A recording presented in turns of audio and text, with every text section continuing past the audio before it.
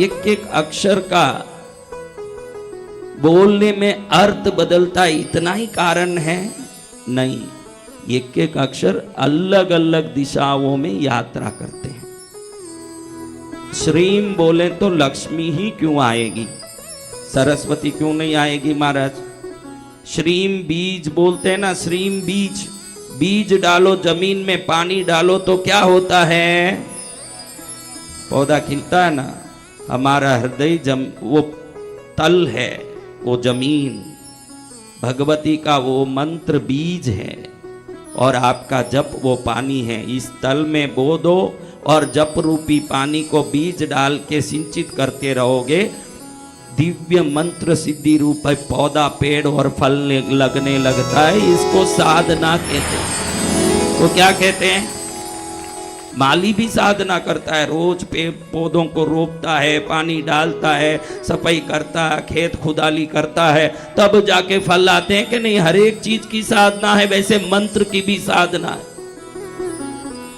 तो श्रीम बोलो तो लक्ष्मी क्यों आती है महाराज, सरस्वती क्यों नहीं आती है, थोड़ा समझाओ ना।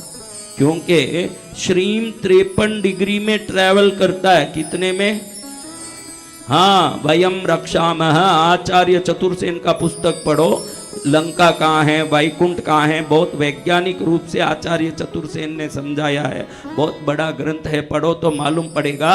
53 डिग्री में वैकुंठ है जहाँ नारायण और लक्ष्मी है, और श्रीम बीज 53 डिग्री में ट्रेवल करता है, तो जहाँ लक्ष्मी बैठी है बराबर उस वैकुंठ तक पहुंचता है। तो जब करते करते वो समझ लेती है कि मुझे कोई बुला रहा है, मुझे वहां जाना है, मुझे वहां जाके आशीर्वाद देना है। कौन जान लेती है, आइम भी 57 डिग्री में ट्रैवल करता है, ब्रह्मलोक, बराबर वैज्ञानिकों के हिसाब से ब्रह्मलोक, ब्रह्मरांध्र को ब्रह्मलोक बोलते हैं। ये ब्रह्मरांध्र, ये अंध्र, अंध्र यानी छेद, तो इसके सीधे ही होगा 57 डिग्री, इसका सीधा डिग्री है, इजिप्ट का पिरामिड का डिग्री है। तो सरस्वती वहीं बैठी है। आइम बोलो, एक बार बोलोगे तो 600 योजन दूर जाएगा। कभी स्नूकर गेम देखे होंगे, तो पहला बाल डालोगे तो दूसरा बाल पहले बाल को टक्कर मारेगा, तो पहला बाल और 600 योजन आगे जाता है। यानी एक बीज मंत्र पहले बोलोगे, एक दूर में जाके खड़ा हो जाएगा। दूसरा बीज मंत्र बोलोगे तो उतनी जगह जाके पहले वाले बीज मंत्र को धक्का मार के आगे 600 योजन भेज देगा। तीसरे वाले दूसरे को धक्का मारेगा ना, दूसरा वाला पहले को धक्का मारेगा। ऐसे इस प्रकार के करने के कारण ही हम 1.25 लाख जाप, 1 लाख जाप क्यों बोलते हैं। क्योंकि 1 लाख जाप क्यों करना महाराज, एक में क्यों नहीं आती, क्योंकि अंतिम जाप धक्का मारते मारते पहले जाप को सरस्वती के चरण तक पहुंचाता है, तब जाके सिद्धि आएगी। जय जय गुरुदेव। ये सिद्धि का तरीका है। आप जितनी संख्या बोली उतना करना पड़ेगा। वो संख्या का अर्थ है वो देवता जिस लोक में बैठे हैं, ये मंत्र जितनी दूर तक जाती यात्रा करते, उनका गणित करके जो भिन्न किया, भाग किया, वो जो संख्या आता है वही मंत्र जप की संख्या है, कुल संख्या। हाँ, उतना जाप करना पड़ेगा। किसी का लाख, किसी का 1.25 लाख, किसी का 12 लाख। मैंने 44 लाख जाप भैरव जी का एक साथ किया, क्योंकि वही उनका सिद्धि का संख्या। बोलिए मंत्र शिरोमणि गुरुदेव की।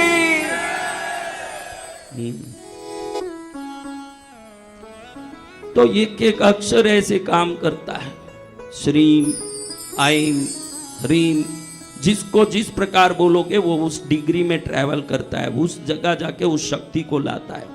इसीलिए अधिक जोर जल्दी से नहीं बोलना, जिसको दुरित दोष कहते हैं। रोटी को ज्यादा सेकोगे तो क्या होगा, कम सेकोगे तो क्या होगा, हाँ, कम सेकोगे कच्चा रह जाएगा, ज्यादा सेकोगे जल जाएगा। न कम सेकना, न ज्यादा सेकना, न जल्दी बोलना, न धीरे बोलना, सटीक बोलना। दुर्गा सप्तशती में लिखा है शीघ्री गीति शिरक कंपी, यानी जो जल्दी जल्दी बोलता है ये शीघ्री, राग से बोलता है मंत्र को ओम ह्रीम पद्मावत्यै नमः, ऐसे ही बोलना ओम ह्रीम पद्मावती। ये गीत है, गीत गाओगे मंत्रों का तो घर में नुकसान आ जाएगा।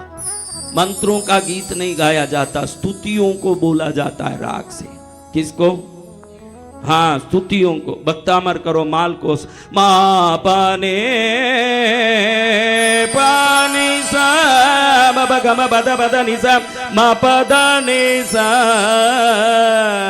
इसी राग में बोलना, नहीं तो वो काम नहीं करेगा। जिसको राग में बोलना उसको ऐसे ही बोलो, काम नहीं करेगा। जो सीधा बोलना उसको राग में बोल दिया तो शीघ्री गीति सिरकंपी। तीसरा दोस्तों आप सबके पास है सिरकंपी। बैठे बैठे मंत्र जाप करते समय शरीर को हिलाना, हर एक का हिलता है, क्योंकि इनका मन हिलता है तो मन शरीर को हिला देता है। जिसको शरीर को रोक दोगे तो मन भी अडिग हो जाएगा। जब मन स्थिर हो जाएगा, जब काम करना शुरू कर देगा आपके अंदर। जब भी जप करें बिल्कुल शरीर हिलना ही नहीं। देखो आप ही देखो, झूले की तरह शरीर हिलना शुरू करता है कि नहीं जैसे ही जाप किया। कई लोगों को तो बाकी समय भी सीधा रहता है, जप शुरू करने के बाद ही झूला शुरू होता है। मन डोले मेरा तन डोले मेरा जीवड़ा हुआ खराब रे, कौन बचावे बावरिया। हाँ, इसलिए मंत्र जपो। तो मैं देखो, मैं आप जैसे अभी बैठे हो ऐसे मैं बैठ ही नहीं सकता। मर के भी कोई मरूं तो भी बिल्कुल कड़क ही मरने वाला हूं। जो कड़क रहेगा वो कड़क भी रहेगा, जो ढीला रहेगा वो ढीला ही रहेगा। हाँ, हमारे गुरुदेव ने सिखाया कि रीढ़ की हड्डी सीधा रखना। अब आदत ही पड़ गई। कोई बोलो कि आप बैठे हो, जैसे हमारा महेश बेटा देखे ऐसे, हम नहीं, हम तो सच्ची में ही महेश हैं, ऐसे ही बैठेंगे। हाँ, हम ऐसे बैठ नहीं, मेरा माइक ही ऊंचा रखता हूं, क्योंकि सीधा ऐसे बैठूंगा तो माइक कहाँ रहेगा। देखिए हम तो रखते ही ऐसे ही हैं। जो रीढ़ की हड्डी सीधी हो गई तो मनुष्य है, रीढ़ की हड्डी थोड़ी ढीली पड़ गई तो पशु है। वो आप में पशु वृत्ति आ रही है तो रीढ़ की हड्डी को ढीला कर रहे हो, तभी पशु बुद्धि है। सीधा बैठोगे तो मनुष्य बुद्धि आएगी। जब मनुष्य बुद्धि बराबर आती जाएगी तो फिर देव बुद्धि आ जाएगी आपके अंदर। जय जय गुरुदेव।